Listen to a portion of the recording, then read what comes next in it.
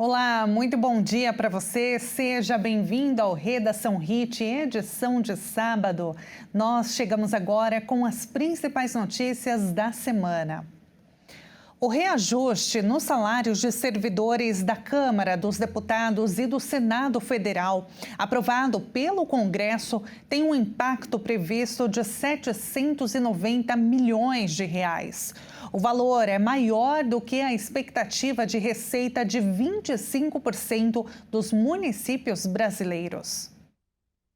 A votação da urgência e do mérito dos projetos de reajuste de salários dos servidores da Câmara e do Senado foi feita após um acordo fechado por líderes.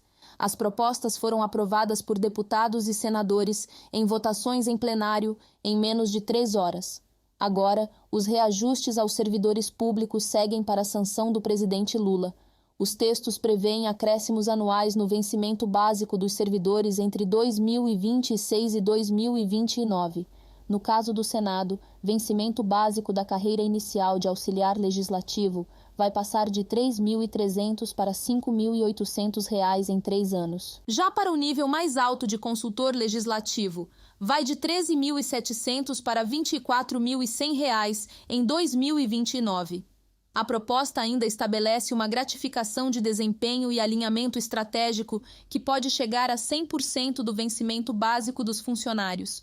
De acordo com informações enviadas pelo governo federal, a Lei Orçamentária Anual e referendadas pelo Congresso Nacional, ao final de 2025, a previsão é que os ajustes tenham impacto de R$ 592 milhões na Câmara dos Deputados e R$ 198 milhões no Senado Federal. E de acordo com dados de receitas orçamentárias municipais, em 2024, 5.271 municípios, ou 95% deles, registraram uma receita esperada abaixo do valor aprovado pelo Congresso como remuneração dos servidores.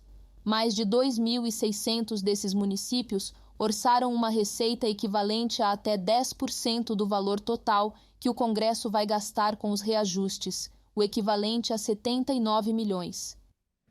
O setor responsável pela divulgação dos resultados do Produto Interno Bruto do Instituto Brasileiro de Geografia e Estatística, o IBGE, vem sofrendo baixas de pessoal, o que motivou o Sindicato Nacional dos Trabalhadores em fundações públicas federais de Geografia e Estatística a se reunirem com a Secretaria-Geral da Presidência da República para debater o impacto da atual conjuntura do órgão. Durante a reunião com a Secretaria-Geral da Presidência da República, os representantes do Sindicato Nacional dos Trabalhadores em fundações públicas federais de Geografia e Estatísticas alegaram que a saída dos servidores do IBGE de posições estratégicas abre espaço para questionamentos sobre a credibilidade dos números produzidos pelo órgão. Segundo a entidade, foram apurados os fatos relatados e solicitados mais conteúdo para aprofundar as questões. Além do setor de contas nacionais, o sindicato verificou exonerações na gerência de sistematização de conteúdos informacionais. As contas nacionais seguem as recomendações de organismos estatísticos internacionais, como o da Organização das Nações Unidas, Organização para a Cooperação e Desenvolvimento Econômico, Banco Mundial, Fundo Monetário Internacional e o Eurostat, para calcular os dados oficiais do Brasil. As revisões metodológicas acontecem a cada 10 anos para que o cálculo reflita as mudanças ocorridas na economia. Por essa razão, o ano base para o Produto Interno Bruto de 2025 será 2021, uma vez que a pandemia prejudicou a escolha do ano de 2020 como referência. No Produto Interno Bruto de 2024, os técnicos do IBGE seguiram as recomendações do novo Manual das Nações Unidas para calcular o Produto Interno Bruto. Entre outras iniciativas, o novo manual introduz medições ligadas ao meio ambiente, à economia digital, à extração de recursos naturais, à desigualdade e ao bem-estar. O vice-presidente do Superior Tribunal Eleitoral, Cássio Nunes Marques, pediu atenção redobrada dos responsáveis pelo processo eleitoral deste ano. O ministro Gilmar Mendes defendeu uma força-tarefa para identificar informações falsas divulgadas pela internet. Nunes Marques é o relator das resoluções que vão reger o pleito e vai assumir a presidência do tribunal neste ano. Na abertura das audiências públicas que vão debater as normas para o pleito de 2026, Cássio afirmou que as regras para inteligência artificial serão elaboradas a partir das sugestões da sociedade. Em janeiro, Cássio Nunes divulgou as minutas das resoluções, sem alterar as regras para IA que valeram nas eleições de 2024. Naquele pleito, o Tribunal Superior Eleitoral proibiu a publicação de deepfakes no contexto eleitoral e exigiu a rotulagem de conteúdos criados com auxílio da tecnologia. De acordo com o ministro Gilmar Mendes, os chamados deepfakes, conteúdos audiovisuais falsos produzidos com alto grau de realismo por meio de inteligência artificial, representam um salto adicional de complexidade no debate sobre a regulamentação da tecnologia. Gilmar também afirmou que o Tribunal Superior Eleitoral não pode adotar uma postura apenas reativa ou exclusivamente repressiva. Por isso, defendeu a resolução editada em 2024, que regulamenta preventivamente o uso da inteligência artificial no âmbito eleitoral, com foco na diminuição de riscos e na criação de deveres de cuidado. O uso de deepfakes é vedado pela Justiça Eleitoral. De acordo com o ministro, essa proibição, aliada à exigência de transparência sobre o uso de inteligência artificial e à imposição de deveres de diligência às plataformas digitais, constitui um conjunto de mecanismos importantes para garantir a liberdade de escolha do eleitor. A fila do INSS, o Instituto Nacional do Seguro Social, terminou o ano de 2025 com 3.039.000 requerimentos aguardando análise, alcançando um recorde e também já é o maior valor da série histórica desde pelo menos 2008. A série começa em 2004, mas há uma quebra desses números nos primeiros anos. Dos 3.039.000 requerimentos aguardando análise, 62,6% esperavam resposta há mais de 45 dias, ou seja, acima do prazo legal. São pedidos de aposentadoria, pensão, benefícios por incapacidade permanente ou temporária e demais auxílios previdenciários. Os números também englobam os pedidos de benefício de prestação continuada, um benefício assistencial pago a idosos carentes a partir de 65 anos e a pessoas com deficiência, também carentes, de qualquer idade. Mesmo com algumas ações do governo federal, como o programa que paga um bônus aos servidores para análises extras, a contratação de mais peritos médicos e os multirões em finais de semana, a fila de pedidos cresceu ao longo dos 3 anos, com apenas algumas quedas pontuais. Técnicos do governo costumam argumentar que a fila cresceu porque de 1.200.000 a 1.300.000 novos pedidos de benefícios entram no sistema todo mês. Além disso, alegam que houve redução do quadro de funcionários do INSS ao longo do tempo e paralisia dos sistemas em determinados momentos do ano para se adequar às novas regras que vão sendo aprovadas. Os gastos administrativos para manter a máquina pública funcionando somaram 72 bilhões e 700 milhões de reais em 2025, atingindo o maior patamar em 9 anos. Os números, que a Secretaria do Tesouro Nacional, foram corrigidos pela inflação para permitir uma comparação. A série histórica tem início em 2011. Os dados mostram que as despesas com o funcionamento da máquina pública ficaram acima de 70 bilhões de reais por ano nas gestões da petista Dilma Rousseff entre 2011 e meados de 2016, quando sofreu o impeachment. Essas despesas foram menores em governos anteriores, voltando a ganhar força no terceiro mandato do presidente Luiz Inácio Lula da Silva, a partir de 2023. No ano passado, voltou a ultrapassar a marca dos 70 bilhões de reais.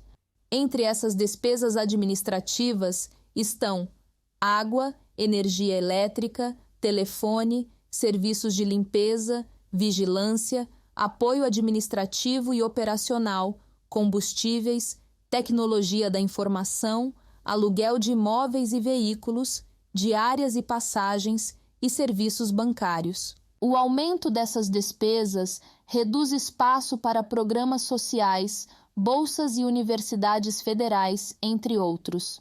A explicação é que a despesa com custeio da máquina pública está dentro dos chamados gastos livres do governo e, para estes, há um limite definido pelo arcabouço fiscal, a regra para as contas públicas.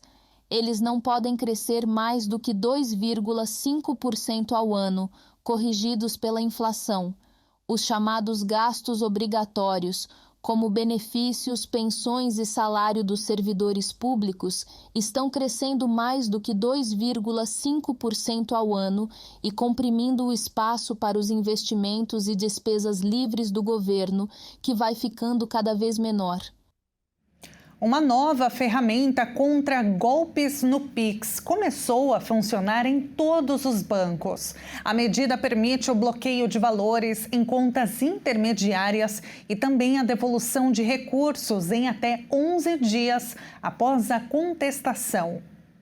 O novo recurso contra fraudes e golpes do Pix já é obrigatório para todos os bancos.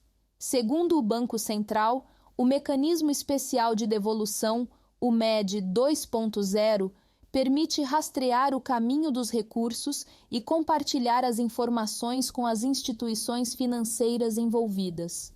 Com isso, é possível bloquear valores em contas intermediárias e fazer a devolução de recursos após a contestação e análise. A Federação Brasileira dos Bancos afirmou em nota que, por determinação regulatória, todos os participantes do Pix devem seguir as regras do mecanismo. A notificação de fraude feita pelo cliente no aplicativo do banco possibilitava o bloqueio de valores apenas na primeira conta recebedora. Como fraudadores conseguiam retirar rapidamente o dinheiro dessa conta e transferi-lo para outras, quando o cliente fazia a reclamação, era comum que já não tivesse fundos para viabilizar a devolução. Com a nova funcionalidade, o rastreamento será realizado em várias contas. Para aumentar as chances de bloqueio e devolução, o cliente deve acionar o banco imediatamente após perceber fraude, golpe ou duplicidade de transação. A contestação de transações fraudulentas é feita diretamente no aplicativo dos bancos. O chamado botão de contestação pode ser acionado sem precisar falar com atendentes. Após a análise dos bancos, que deve ser feita em até 7 dias, o dinheiro poderá ser devolvido em até 11 dias. No primeiro dia de trabalho do ano, a Câmara dos Deputados aprovou a medida provisória do programa Gás do Povo, que assegura botijão de gás de cozinha gratuito a famílias de baixa renda. A medida provisória precisa ser votada até o dia 11 de fevereiro no Senado para não perder a validade. Foram 415 votos a favor e 29 contra. Segundo o Ministério do Desenvolvimento, Assistência Social, Família e Combate à Fome, o Gás do Povo deve estar em pleno funcionamento em março, quando 15 milhões de famílias serão beneficiadas. O programa pretende combater a pobreza energética, definida como a dificuldade de uma família em ter acesso a serviços de energia essenciais e modernos, como iluminação, aquecimento, refrigeração e energia para cozinhar. Atualmente, o programa está instalado em todas as capitais. A proposta alterou o nome do Auxílio de Gás dos Brasileiros para Auxílio Gás do Povo. Atualmente, o auxílio já prevê um pagamento em dinheiro às famílias, o que foi preservado com o texto. A medida cria uma segunda via de auxílio, a gratuidade direta do botijão de GLP nas revendas credenciadas. Com isso, as famílias receberão o botijão em mãos. Serão beneficiadas pelo programa as famílias com renda per capita mensal de até meio salário mínimo e que estejam com os dados cadastrais no CadÚnico atualizados. Os beneficiários devem retirar o botijão diretamente na revenda varejista autorizada pela Agência Nacional do Petróleo, Gás Natural e Biocombustíveis e será limitado a um vínculo por família. E veja a seguir, 40% dos casos de câncer podem ser evitados. Como você vai descobrir na reportagem no próximo bloco. Não saia daí.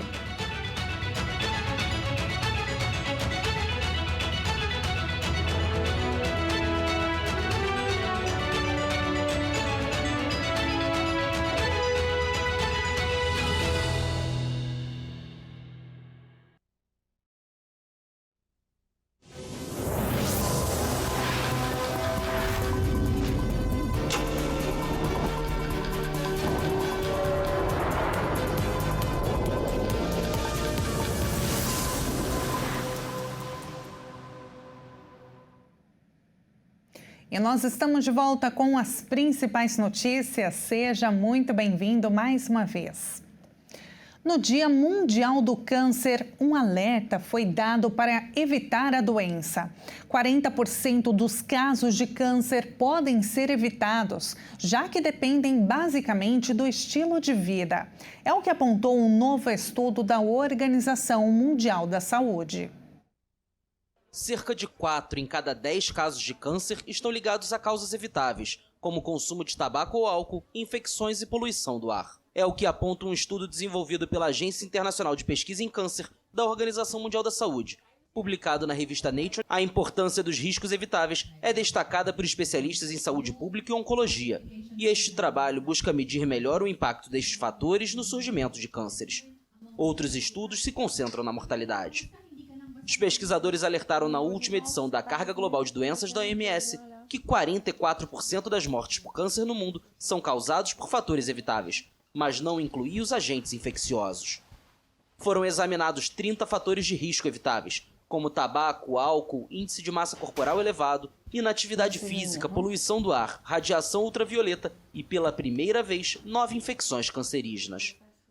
Com base em dados de 185 países e 36 tipos de câncer, o estudo aponta o tabaco como a principal causa evitável de câncer em escala mundial, responsável por 15% dos novos casos, acima das infecções 10% e o consumo de álcool 3%. Quase metade dos cânceres evitáveis no mundo, tanto em homem quanto em mulheres, estão concentrados em 3 grupos: pulmão, estômago e colo do útero. Os diferentes tipos de câncer de pulmão estão principalmente ligados ao tabagismo e à poluição do ar. Os de estômago são atribuídos em grande parte a uma infecção pela bactéria Helicobacter pylori e o do colo do útero majoritariamente ao vírus do papiloma humano, o HPV. No entanto, há diferenças importantes entre sexo. O tabagismo é a principal causa de cânceres evitáveis em homens, enquanto as infecções lideram entre as mulheres. Já nas regiões do mundo, a maioria dos casos evitáveis do sexo masculino estão na Ásia Oriental e no público feminino na África subsaariana. E já está funcionando a portabilidade de crédito entre bancos de forma digital. A nova funcionalidade permite aumentar a concorrência no setor bancário e reduzir as taxas de juros para o consumidor final. Adotada pelo Banco Central, a portabilidade de crédito entre bancos promete facilitar a renegociação de dívidas, através do Open Finance. Este sistema permite que a transferência de empréstimos e financiamentos entre bancos de forma 100% digital e automática. Antes, o processo poderia demorar cerca de 25 dias para ser finalizado. Agora, com as mudanças implementadas, o prazo foi reduzido para no máximo 5 dias úteis. O objetivo é tornar o mercado mais transparente, comparável e acessível para o consumidor. A novidade está disponível inicialmente apenas para créditos pessoais consignados e beneficia clientes que possuem conta corrente. Essa iniciativa visa tornar mais eficiente e rápida a movimentação financeira dos consumidores ao permitir uma transição ágil das suas dívidas entre diferentes bancos. E além da facilidade, a medida promete aumentar a concorrência no setor bancário e reduzir as taxas de juros para o consumidor final. Para pedir a portabilidade de crédito no Open Finance, o consumidor precisa acessar o aplicativo do banco para o qual deseja levar o empréstimo, entrar no menu de crédito e autorizar o compartilhamento de dados via Open Finance, Depois disso, vai visualizar os contratos elegíveis e comparar as condições do contrato atual com a nova oferta, incluindo prazo, valor das parcelas e custo total. O setor de turismo fechou 2025 com quase 2 milhões de admissões com carteira assinada em todo o país. Entre os segmentos, o de alimentação é o que concentra o maior número de contratações. Segundo dados do novo CAGED analisados pelo Ministério do Turismo, cerca de 1.900.000 admissões foram feitas com registro na carteira no acumulado do ano. O saldo foi positivo em mais de 80.000 empregos formais. Só em dezembro, foram mais de 226.000 contratações, o segundo melhor desempenho mensal de 2025. O último mês do ano fica atrás apenas de abril, que somou 284.000 admissões. No segmento de alimentação, mais de 1.300.000 pessoas tiveram a carteira de trabalho assinada na sequência. Aparecem os setores de alojamentos, com mais de 268.000 contratações, e transporte terrestre, com 120.000. Com esses resultados, o total de trabalhadores formais no turismo chegou a 2.391.889 em dezembro. Isso é equivalente a quase 5% dos empregos com carteira assinada no país. Em comparação ao final de 2024, o total representa um aumento de 3,5%. Na comparação com 2023, o aumento foi de 6,7% e, em relação a 2022, esse total passa dos 12%. O movimento das autoescolas de São Paulo deu um salto nas últimas semanas. O que antes era uma procura comum virou uma corrida contra o tempo. O motivo é a incerteza sobre até quando as novas normas para a nova CNH ficarão disponíveis. Especialistas do setor explicam que essa busca acelerada é comum sempre que mudanças legislativas batem à porta. A incerteza sobre o novo formato das provas, que pode incluir exigências técnicas mais severas, funciona como um gatilho. Além disso, há o fator econômico. Com a inflação de serviços pressionando o bolso, garantir a habilitação com o preço de hoje é visto por muitos como um investimento um tanto quanto seguro. Para quem usa o veículo como ferramenta de trabalho, como motoristas de aplicativo e entregadores, a pressa é ainda maior para evitar qualquer mudança na fonte de renda. No entanto, essa pressa traz um alerta sobre a qualidade da formação dos novos condutores. Entidades de segurança viária reforçam que o processo de aprendizagem não deve ser encarado apenas como uma etapa burocrática para vencer prazos, mas como um preparo vital para a segurança nas ruas. São Paulo detém uma das maiores frotas do país, e o aumento repentino de novos motoristas nas vias exige atenção redobrada das autoridades de trânsito, que já planejam reforçar a fiscalização para os próximos meses. Para dar conta dessa demanda, muitas unidades de formação de condutores estenderam o horário de atendimento e reforçaram as equipes de instrutores. A orientação para quem pretende tirar a primeira habilitação ou mudar de categoria é ter paciência, já que com o sistema sobrecarregado, o agendamento de testes pode levar mais tempo que o habitual. E esta edição fica por aqui. Muito obrigada pela sua companhia. Continue ligado na nossa programação. Até mais.